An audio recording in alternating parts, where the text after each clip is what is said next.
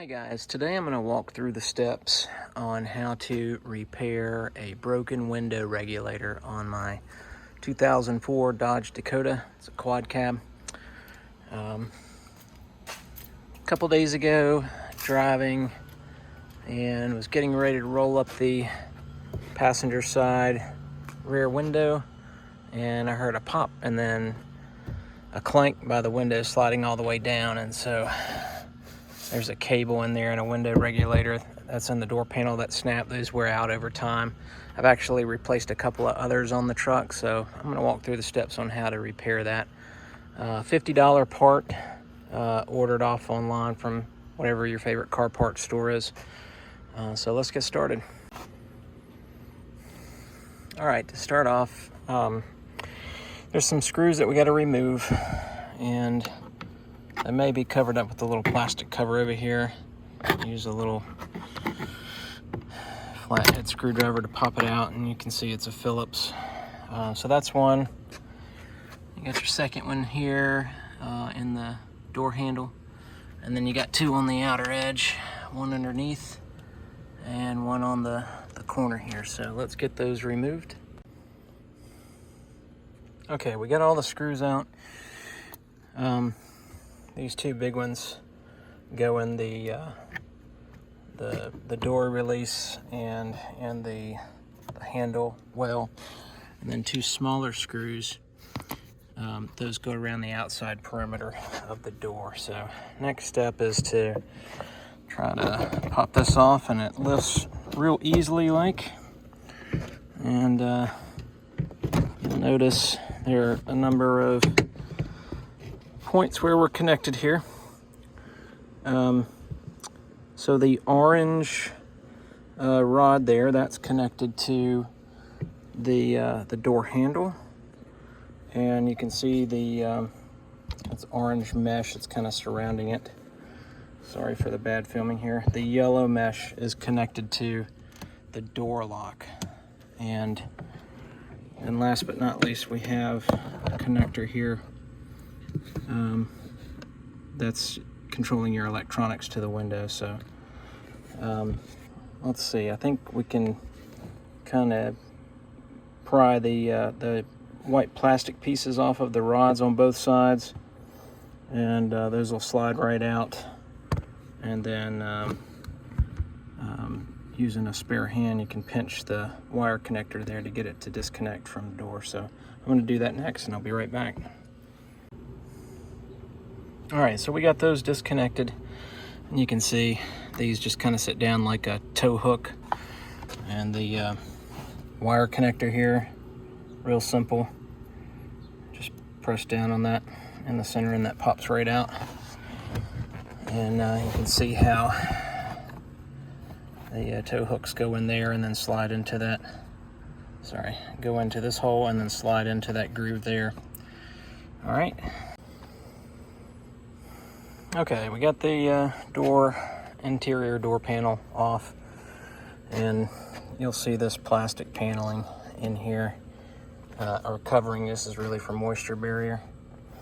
Got your speaker. I'm gonna see if I can try to leave that in there, otherwise we might take that off, but kind of peel this away, and you can kind of see a little bit more detail. There's another connector here that we're going to disconnect. You can see the cable that we mentioned earlier, that this is the broken part, although it must be sitting on the other side over there. But anyway, that's what we got to get to, and get the replacement part in there ultimately, so that the window can go up and down. So you can kind of see how that's moving on this rail here. All right, we're going to disconnect the wiring harness for the motor. This is a little red tab that you got to slide up from the bottom. Pull that all the way up, and then press right here with your thumb, and then you can pull the left side out. So let me set the phone down. Okay, now we got the connector disconnected, and there's two 10mm bolts connecting to the window and the regulator frame. So there's the first one's here on the right, and the second one just past the connector. You can see in there. So we'll get the socket, and the key is, if you don't see those, that's because your window's not down at the right angle, so make sure you got your window down, and then you can access the bolts on both sides. All right, we're gonna take those out next. Okay, we got those bolts out from the regulator frame. Next thing I want to do is get the window up, and you see how easy it slides down. So really we need to get it up here so that we can work with other pieces and parts here. So I'm going to just use some painter's tape, and we'll tape the window and hang it over the top of the frame here on the door as the next step. So all right, so now we got to get some additional bolts out of the way here to get the unit removed. So you can kind of see from the inside where it's attached to the frame here. These are 8mm bolts. And notice the ones that have a hole. This means we're just going to loosen it. We don't need to take it all the way out. It'll come out with the frame, the regulator. We're going to take these out that have no slide hole. So we'll loosen these, and then we'll take this one out, and then there's two here at the top. We'll loosen this one and take this one out. All right, so we're going to do that next.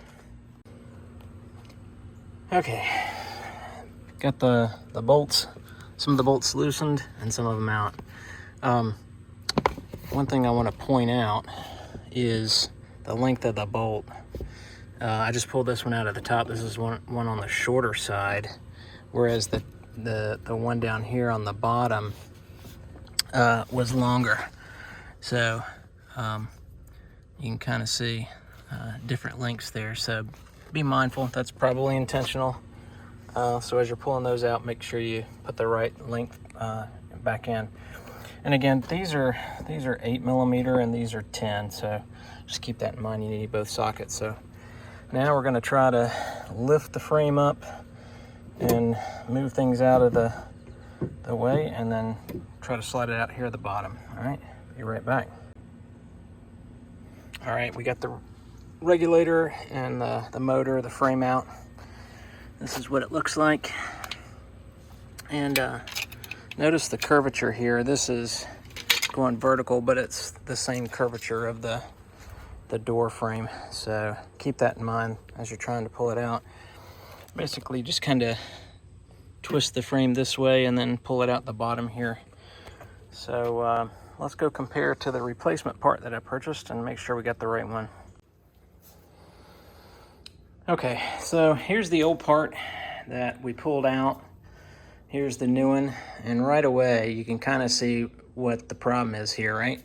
So here's the cable that I mentioned earlier that snapped.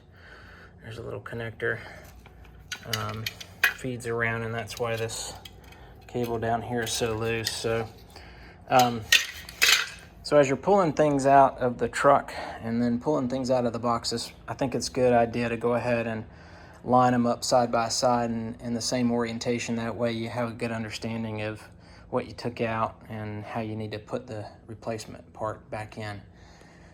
So next thing we're going to do is reverse the procedure. But so here's the mounting brackets on the bottom of the door frame. The motor's going to get mounted in between, and here's the mounting bracket at the top of the door. You can see these grooves in here. This is where the window is going to sit down on the side, and then those bolts that we took out earlier at the first, that's what secures the window to the plate here, so it can slide up and down. All right, so let's go ahead and do that. Okay, one more thing I want to mention. Make sure you transfer the bolts from the old part to the new. So we had one over here. This will slide through the hole, and then we're gonna take the ones off the motor, put those over here. All right, we'll do that next. All right, got the bolts transferred This one, actually it's a finer thread, but I was able to use the socket to get the other one. This only came with one, but I'm using one of the old ones. So we got all of the bolts in place, and we're gonna go put this back into the truck door. We're gonna lead with the motor and then come in with the frame. And so we'll put. All right, I've got the new part in. And again, remember I said lead with the motor. That way you can hang the motor on the frame. That's what goes right here. And you can see I got to put another bolt in there to secure the motor. But then the other bolts are with the frame. So keep in mind your window's still up, so those hooks still need to go underneath the window. They're not connected. You'll have to lower the window down. And right now, because the motor is unplugged, you can't move the slide down. So we're gonna have to carefully make sure that we got things aligned and supporting the window. But we'll go ahead and finish getting the hooks in on the frame and on the top and the bottom, and we'll go from there. Okay, we have the frame bolts re-secured. The motor bolts, there's one more I gotta put in there, and then two right here. So once I get this other bolt in here, then the next thing we're gonna do is we're gonna hold the window, take the tape off, and let it slide gently down into the frame at the top, which is sitting at the top. That's the way they delivered it. So that we can then gently lower the window down. Remember, we got to get the bolt in here, which will make itself available once we slide the window frame down, and there'll be one right here that we got to reattach. So I'm going to do that step next. Here's a quick tip. The window switch just pops right out of the frame. So instead of having to lift the door up, you can pull it out and plug it in so that you can maneuver it. So I'm gonna plug that in, turn the truck on, and then lower the frame down. Okay, I lowered the frame via the switch, and now I can get the bolts in and get those, get the window frame itself tied to the lift frame. All right, well, let's finish that up. Here's a tip that I've used before. When you start to get the socket and the bolt in there, and then things move at a different angle, and then the bolt wants to flop out of your socket, put a little bit of tape in there to hold it in place, and so you can maneuver it in there and start to tighten it up, and then you can pull the tape right out real easily. All right, moment of truth. We got it all secured in here. The only thing we got to do is put the inner door frame on, but let's do a quick test. Go up.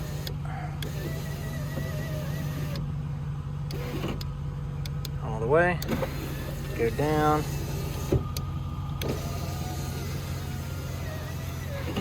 Looks like it's working good. Alrighty, let's put the door frame on. Alright, got the inside door panel back on. One last check, make sure it didn't choke any wires out. Going up and down all the way. Ready to rock. All right. Good luck with your car, your truck. Have a good one.